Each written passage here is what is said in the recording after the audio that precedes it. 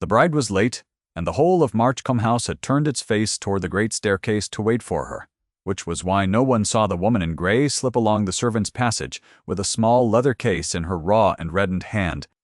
She wore the plain wool of a governess, buttoned to the throat, and she moved the way governesses were taught to move, as though the walls preferred not to be reminded she existed. The morning was cold for late September. Frost still lay in the shadowed corners of the terrace, and the light through the tall windows fell thin and silver across the marble. And Eleanor Vane counted her own steps because counting was the only thing that had ever kept her hands from shaking. She had dressed the bride an hour before. She had knelt on the cold floor to pin the hem, and she had fastened the pearl buttons at the back of a gown that cost more than 3 years of her wages, and she had told Miss Prudence Ashworth that she looked very well, because Miss Prudence had asked, and because it was true, and because a governess did not say the other thing she was thinking. Then she had gone quietly to her own narrow room under the eaves. And she had taken off the good grey she kept for chapel, and she had put on the older grey, the working grey, the grey that meant she was leaving. The case had taken her 4 minutes to pack. She had timed it once in the dark, weeks before folding and unfolding the 2 other gowns, the shift, the shawl her mother had knitted, the small worn testament, with her father's name written inside the cover in his own careful hand. 4 minutes was the whole of what 12 years had left her. She had stood over the open case in the grey light, and felt neither grief nor fear. At how little there was, only a kind of tired clarity, the clarity of a woman who has stopped, expecting the sum of her life to come to more. To the household, she was only the governess. To the wedding guests gathering below in their silks and their superfine, she was not even that. She was furniture that walked. She was the woman who kept the younger Ashworth children out of the drawing-room, and who mended the torn flounces, and who wrote the place cards in a hand so fine that Lady Ashworth had once held one up to the candle and remarked to the table at large that it was a pity such a hand had nowhere better to go. Eleanor had smiled then, and refilled the water, and said nothing. She had learned that a governess who wished to keep her post said nothing at all. There had been a housekeeper once in her first year at Marchcombe, an old woman named Mrs. Dill, who had kept a chair by the kitchen fire and a soft word for the governess when the family had none. Dill had saved her the crust of the good bread, and had let her sit by the fire on the bitterest nights, and had once, when Eleanor came down from the nursery, grey-faced after a scolding she had not earned, put a cup of hot milk into her hands, and said only, "You are worth more than this house knows, child, and never mind them." Eleanor had not cried at the scolding. She had cried into the hot milk, once quickly, and Mrs. Dill had pretended not to see, which was its own kind of kindness. Mrs. Tram Dill had died 2 winters back, of a cough that took her in a fortnight, and no one had replaced the soft word, and Eleanor had understood then, kneeling in the cold chapel at the old woman's funeral with the family conspicuously absent, that the last person in that house who saw her as a person had gone into the ground. After that, she had begun, very slowly, to save. A shilling here, a half-crown there, sewn into the hem of the leaving grey where no one would think to look. Each coin a small stitched promise that this would not, in the end, be the whole of her life. She had not known where she meant to go. She had only known she meant, one day, to go.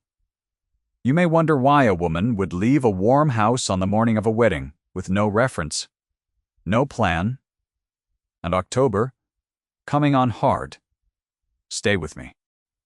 There is a reason she carried that case and a reason her hand shook.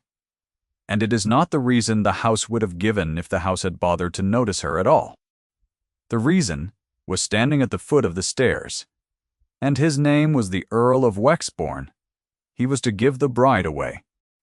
Prudence Ashworth had no father living and no brother of age, and so the family had prevailed upon their grandest connection, the cold widowed earl whose lands ran along the river and whose name opened every door in the county, to stand in the father's place.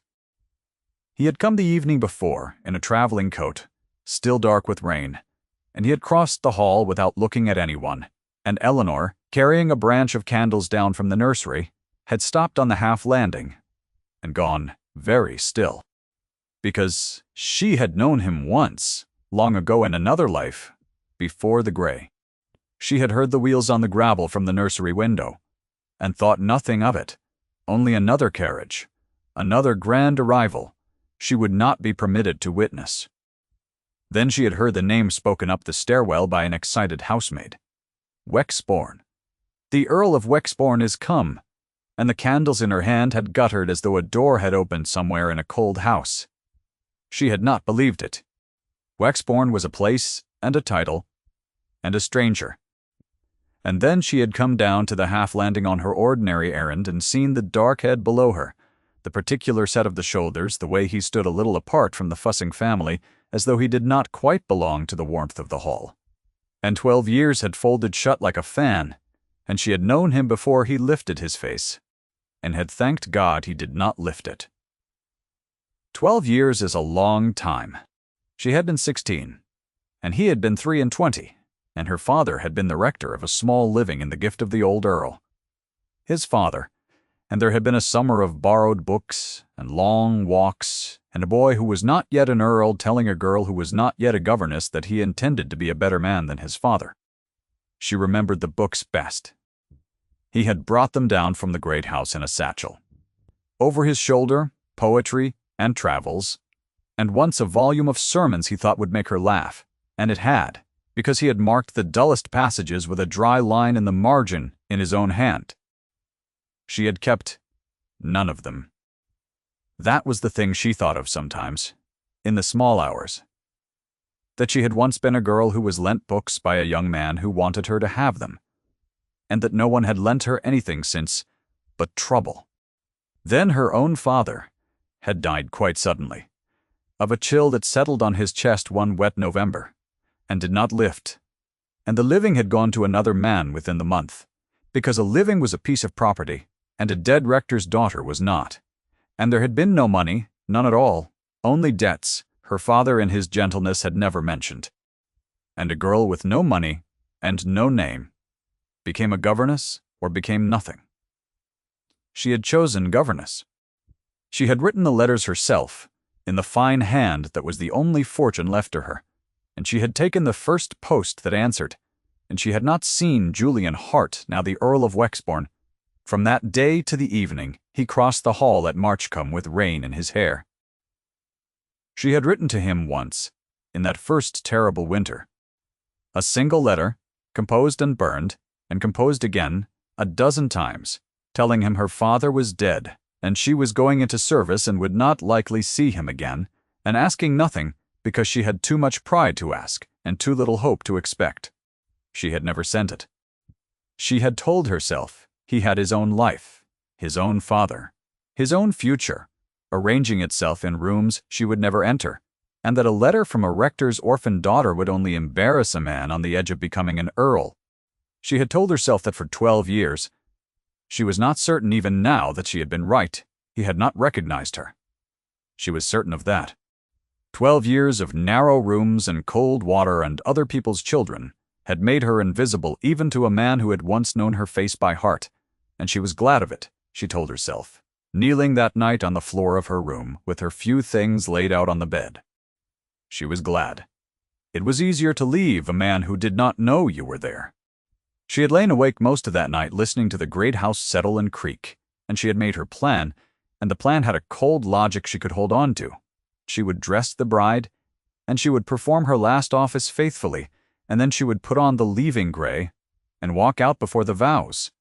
And she would never again stand in a room and feel a man look through her as though she were nothing. The wedding was set for 11 o'clock.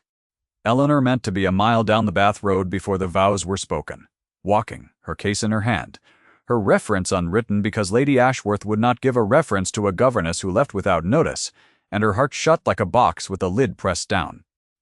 She had done the arithmetic of it in the dark. She had a little more than 4 pounds sewn into her hem. 4 pounds might carry a careful woman a great many miles, and a governess with a fine hand might find copying work in a town where no one knew her. And copying work was quiet, and no one looked at the woman who did it. and that suited Eleanor entirely. She had built her whole plan on not being looked at. It was the only ground she trusted. She did not reach the bath road. She had come as far as the small door beside the gun room, the one that opened onto the kitchen garden and the lane beyond, when a voice she had not heard in 12 years said, quite low, from the dim of the passage behind her, "That is a strange direction for a wedding guest." Eleanor stopped. She did not turn. She stood with her hand on the cold iron of the latch, and she felt her own pulse in her throat, quick and shaming. And she said in the flat, careful voice she used for tradesmen and footmen and anyone who might report her, "I am not a guest, my lord, and I am the governess. I have an errand in the village, with a packed case. Linens, my lord, for the wash." There was a silence then, and in the silence she heard him come closer, one unhurried step and then another, until she could feel the cold that clung to his coat and smell the rain still in the wool. She kept her eyes on the latch. She had spent 12 years learning to keep her eyes down, and she was very good at it now, and it was the only armor she had left. She thought with a strange, far-off calm that if she only held still enough he might yet decide she was nobody, might turn back to the warmth and the bride and the waiting county, and leave her to her cold escape. People had been deciding she was nobody for 12 years. She had grown skilled at helping them. "Turn around," he said. It was not unkind. It was worse than unkind. It was gentle, and gentleness was the one thing she had no defense against.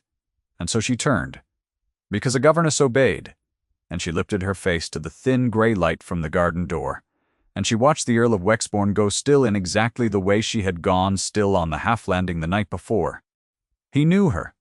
She saw the moment it happened, saw it move across his face like weather across a field, the frown, the disbelief, the slow, terrible arrival of a name he had not spoken in a decade. His mouth opened.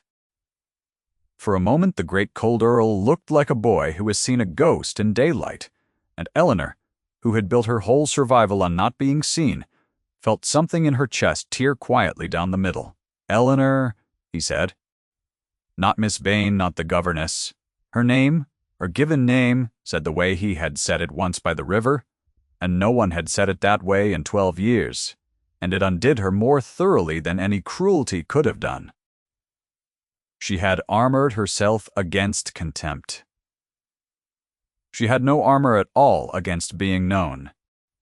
The syllables of her own name in his voice went straight through the wool, and the 12 years, and the shut lid of the box, and for one appalling instant, she was 16 again on a riverbank, with a satchel of borrowed books, and her whole life still ahead of her and unspoiled.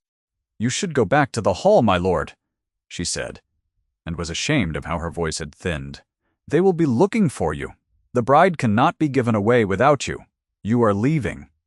I am the governess. Governesses leave.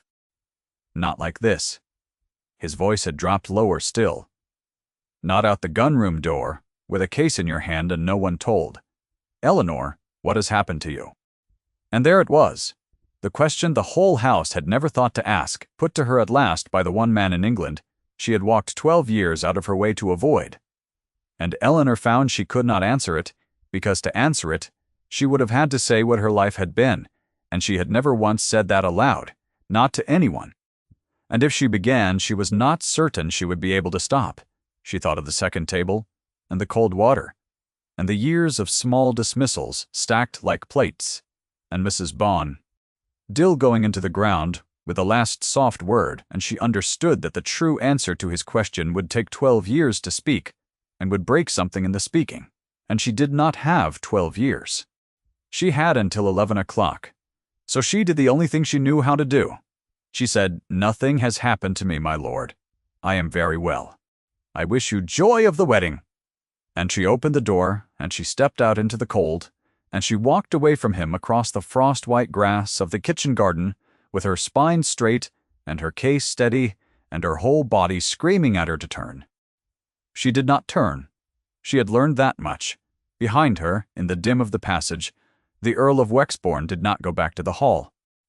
To understand what he did instead, you must understand what 12 years had made of him, And that is a harder story than hers, because he had told it to no one, and a man who tells his grief to no one carries it differently than a woman who has never been asked. He had married the winter after Eleanor vanished from the rectory. A suitable marriage, arranged by his father with the swift efficiency of a man closing an advantageous purchase, to a gentle, frightened girl named Cecily, who had wanted nothing from the world but to be left in peace with her music, and who had died of a fever in the 3rd year of the marriage, while Julian was away in London arguing an enclosure bill he did not even care about. He had not loved Cecily, and she had not loved him, and that had been the ordinary bargain of their kind, and he had told himself it was enough to be civil and provide and leave her the music room and the long, quiet mornings she preferred. He had told himself she was content. He had believed it, because believing it cost him nothing. He had come home from London to a house draped in black and a pianoforte left open in the music room, with the last piece she had been learning still standing on the stand, 3 bars marked in pencil where she had been working out a difficult passage, and a housemaid had told him in a whisper that at the end my lady had asked was his lordship sent for, and had been told the roads were bad and it would be 3 days, and had said only, very quietly, that then there was no use in sending. He had closed the lid of that pianoforte that afternoon, and he had never opened it again. And he had told himself over the years that the closing of it was penance and not cowardice. He had failed to be there. That was the wound, named once and never again. He had been 3 hours hard riding away, arguing hedgerows, and she had died, having already learned that no one would come, because he had taught her that, patiently, over 3 years of ordinary neglect, without once raising his voice or lifting his hand, which was the worst way of all to teach it. And so the Earl of Wexbourne had spent 12 years being very sure that people were not looking for him, and being sure of it, because he had arranged his whole life so that no one would, because a man who is not looked for cannot fail to come when he is called. And now here was Eleanor, 16 years old in his memory, and 30 in the cold garden light, walking away from a house full of people who had never once looked at her, carrying her whole life in a case that could not have weighed more than a few pounds, and something in the Earl that he had believed frozen through, cracked, clean across. Because he knew that walk, he had watched a woman practice a smaller version of it for 3 silent years, the walk of a person making themselves less so as to trouble no one, and he had done nothing then, and she had died of it. He would be damned if he would stand in a passage and watch it happen twice. He did not go back to the hall. He went out the gun-room door after her, coatless in the September cold, and the wedding waited, and the bride stood at the top of the stairs in her pearl buttons, wondering where on earth her grandest connection had gone. Eleanor was at the garden gate, when she heard him behind her, and she walked faster, and the case banged against her knee, and she thought absurdly that she had waited 12 years to be free of the sound of her own name in his voice, and now she could not outrun it. He caught the gate before it swung shut. He did not touch her. He stood on the other side of it with his breath showing white in the cold and his dark hair falling out of its careful order, and he said, "Stop, please. Only long enough to tell me why." "Because there is nothing for me here," she said, and her voice cracked on the last of it. The first crack in 12 years, and she hated it. "Because I have folded other women's linen, and taught other women's children, and eaten at the second table for 12 years. And last night I saw you cross that hall, and I could not stay in a house where you would look through me every day, as though I were a draught in the passage. I would rather starve on the road than be furniture in a room you were standing in. There? Now you know. Now let me go. And if I did not look through you," he said. "What then? You would. You all do. It is not cruelty. It is only that I am not there to be seen. I stopped being there a long time ago. It is easier that way, my lord. Truly it is. A woman who is not there cannot be disappointed." The Earl of Wexbourne looked at her across the garden gate for a long moment, and the frost lay white on the cabbages, and somewhere behind them a bell began to ring for the wedding that was not going to happen at 11 o'clock after all. And when he spoke, his voice had lost the last of its earl in it, and what was left was only the young man from the riverbank, older, and worn and sorry. "I had a wife who was not there," he said. I let her not be there for 3 years, because it asked nothing of me. And then she was not there. In a way I could not undo, and I have spent 12 years learning what it cost. And I will not, Eleanor, I will not stand at a gate and watch you make yourself not there, and let you walk off down a cold road because it asks nothing of me to allow it. Come inside. You are cold. It was a command. She heard the command in it, the flat level habit of a man accustomed to being obeyed, and she almost bristled at it, and then she saw his hands. The great cold Earl of Wexbourne stood at a kitchen garden gate with his ungloved hands not steady, and Eleanor, who had learned to read a room by its smallest betrayals, read that one, and something in her that had been shut like a box for 12 years moved very slightly against the lid. She did not go inside. She did not walk on, either. She stood. And for a moment they only looked at one another across the low gate.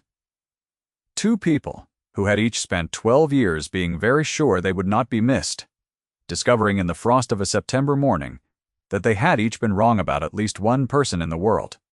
They found Lady Ashworth on the terrace a quarter of an hour later, and Lady Ashworth was not a woman who enjoyed being kept waiting by anyone, least of all her own servants, and least of all in front of a hall full of the county's best families.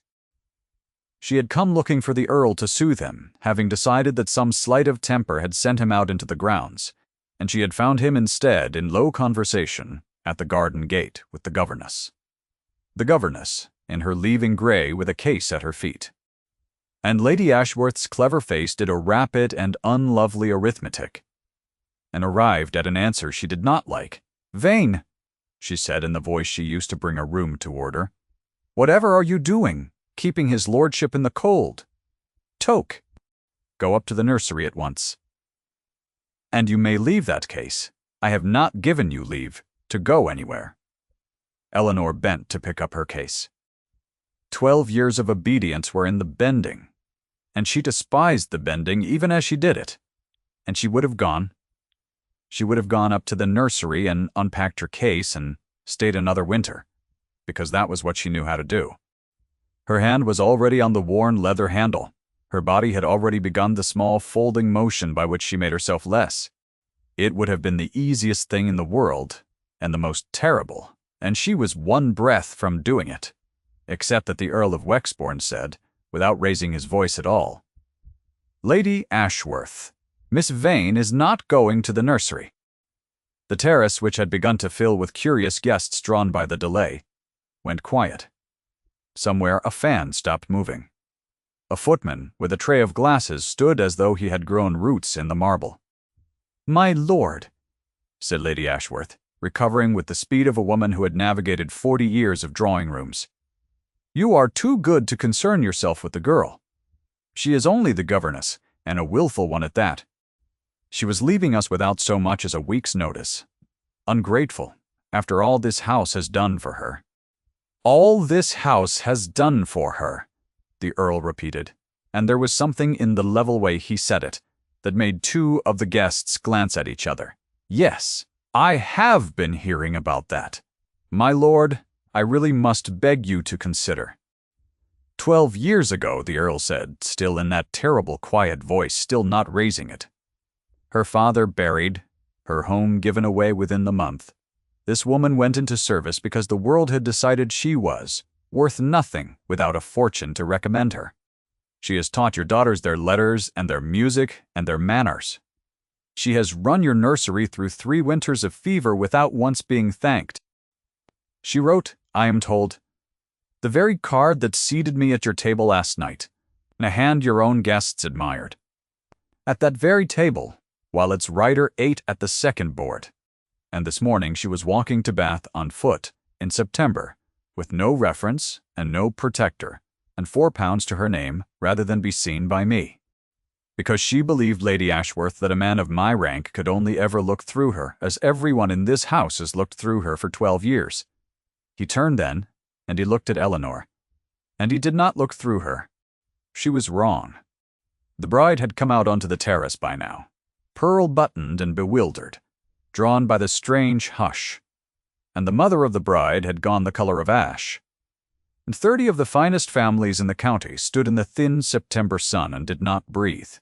Eleanor stood with her case in her hand, and did not know where to look, because to be looked at, truly looked at, after 12 years of arranging herself to be overlooked, was very nearly unbearable, and her eyes were stinging and she willed them fiercely dry. She was aware of the county's eyes upon her, all those faces that had passed her 100 times in corridors, and never once found her worth a glance, now fixed and astonished, and the strangeness of it was almost worse than the neglect had been. She had spent so long being nothing that being something felt like standing too near a fire after a long cold. "My lord," she managed, "you must not. There is a wedding. Think of your godchild." "We'll be married within the hour," said the Earl, "and I will give her away, and I will wish her every joy, and none of it will change what I came out this door to say." He crossed to the gate. He opened it himself, with his own hand, and he stood aside, so that the way was clear, and the whole terrace watched the Earl of Wexbourne hold a garden gate for a governess in grey. 12 years ago I let you go because I was too young and too poor in courage to do otherwise, and I have been sorry every day since, and I did not even know your name was the thing I was sorry for until I heard myself say it in that passage this morning. I am asking you not to walk to Bath. I am asking you to walk back into the house on my arm, in front of every soul here, as the woman I should never have let leave the rectory. It was not a long speech. He had never been a man of long speeches. It landed in the cold air, and it did not echo. And then there was only the quiet, and the bell no longer rang. Eleanor looked at him. She looked at the open gate, and the cleared way, and the hand held out, ungloved, still not quite steady. She looked at Lady Ashworth, whose mouth had opened and shut and opened again with nothing in it, all 40 years of drawing-room command deserting her at once. She looked at the bride, who, being a kind girl underneath the pearl buttons, had begun quietly to smile, and she looked past all of them at the road to Bath, grey and cold and empty beyond the garden wall, the road she had been walking toward her whole life, the safe road, the road where no one could see her because she had made sure there was nothing left to see. For 12 years the safe road had been the only road. To take a hand held out in front of 30, watching families was to be visible, and to be visible was to be at hazard, to be disappointed, to be seen and then, perhaps, unseen again, which was 1,000 times worse than never being seen at all. She understood the risk of it entirely. She had spent her whole life calculating exactly this risk and choosing, every time, the cold road and the shut box and the woman who was not there. She stood at the gate and felt the old arithmetic pulling at her. The arithmetic of a woman who had learned that wanting things was the surest way to lose them. And then she thought of the pianoforte she did not yet know about, though of course she did not.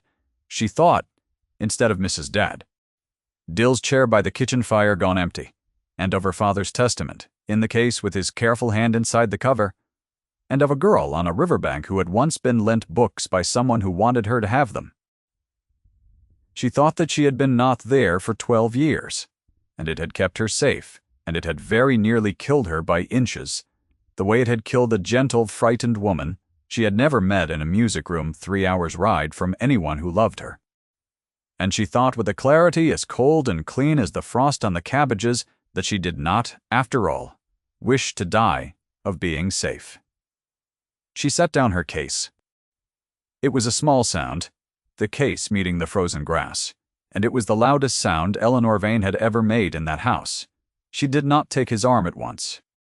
She was not a woman who could unlearn 12 years in a single morning, and he seemed to understand that, because he did not reach for her, only waited, with the gate open and the way clear. And so she crossed to him herself, on her own 2 feet, in her leaving grey, and she put her raw and reddened hand into his, and the great cold Earl of Wexbourne closed his fingers around it as though it were the only warm thing left in England.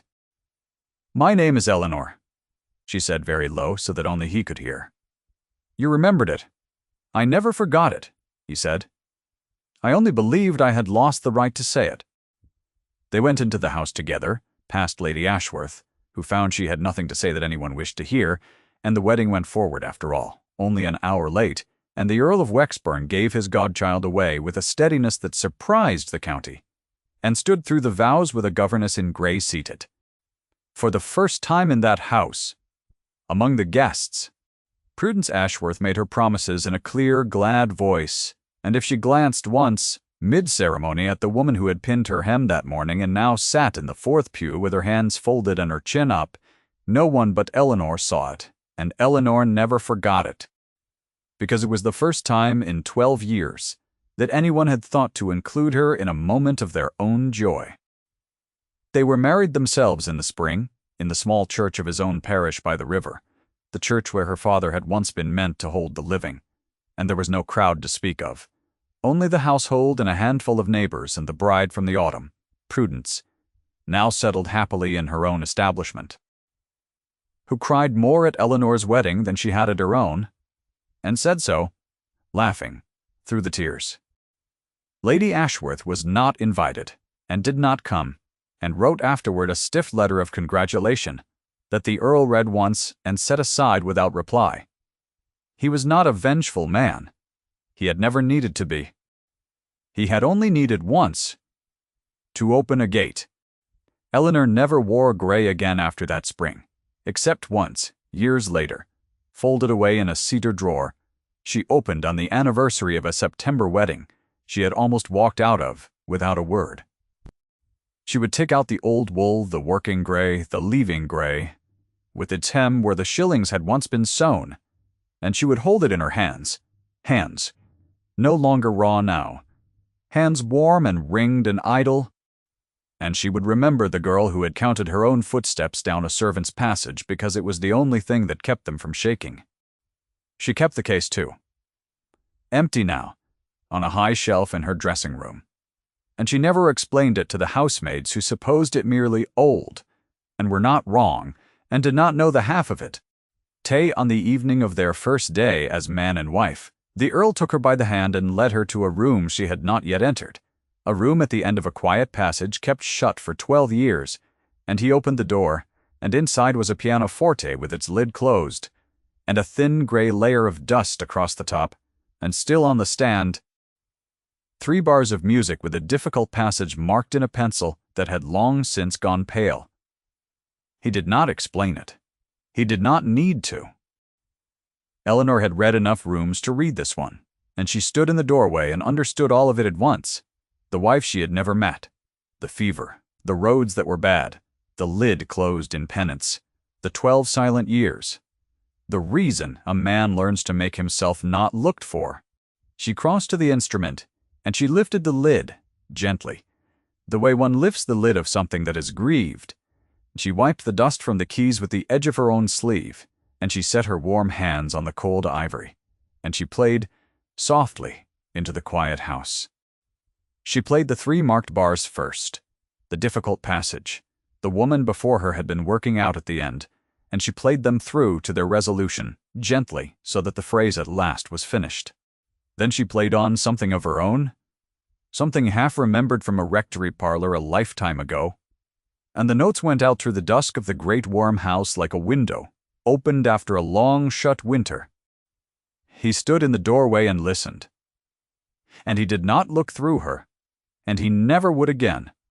She felt his eyes on her the whole while, not the county's astonished stare, nor the family's practiced blindness, but the steady, patient attention of a man who has decided he will never again fail to be present in a room where he is needed.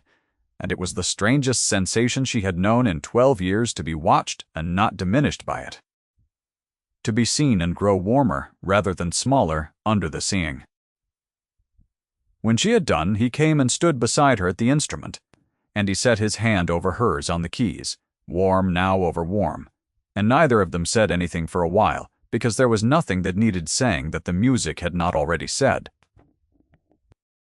Then he told her quietly of the housemaid's whisper, and the bad roads, and the lid he had closed and could not open, and she listened the way Mrs. Plagg. Dale had once listened to her, without flinching from any of it, and when he had finished, she turned her hand under his so that their fingers laced upon the keys. The dust was gone from the keys.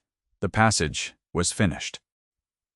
The room was no longer shut, and somewhere in the house a fire was lit and burning, and the first snow of that winter was still a season off, but she knew already how it would look falling past the tall windows of a house where she was, at last, expected. And if you have stayed with Eleanor all the way to the last of it, then you know already what the gray was for and why she kept it, and why, on the coldest mornings of every year that followed, she was the first in that great warm house to be awake, and at the window, and glad, and seen.